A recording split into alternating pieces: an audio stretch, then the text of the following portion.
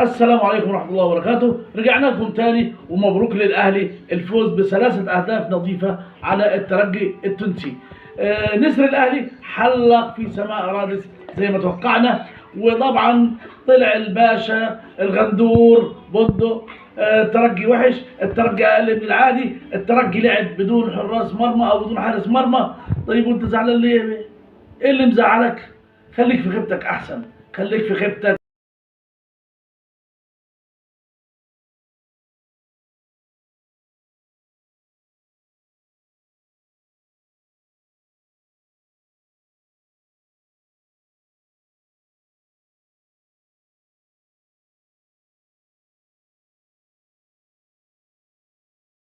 وطبعا الاهلي دلوقتي حسم مباراة النهائي، هيلعب نهائي ان شاء الله، حسمها من الجولة الاولى في تونس، وان شاء الله هيقابل سان داونز او الوداد، ايهما قابله الاهلي فهما سواء. وبكره ان شاء الله هنشوف بنسبة 50% مين اللي هيلاعب الاهلي في نهائي كاس افريقيا.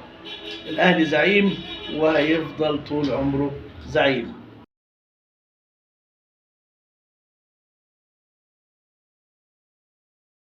شفنا لاعيبة الاهلي وكلهم حلوين بلا تفريق، ولكن بعضها فوات بسيطة، انفرادات ضيعة، وده كان لازم يحصل لأن الأهلي دايما فريق بيحترم الخصم. ولكن بيرسيتاو أحسن لاعب في المباراة بشهادة الجميع، وكلنا نشهد بكده. في شباك الترجي في بغدادس 3-0 قاسية جدا على الترجي. لم يعتاد الترجي ان يخسر بالثلاثة الناس في كل مكان خسر 3 في القاهرة مرتين 2007 في 21 ولكن أول مرة والسلام عليكم ورحمة الله وبركاته.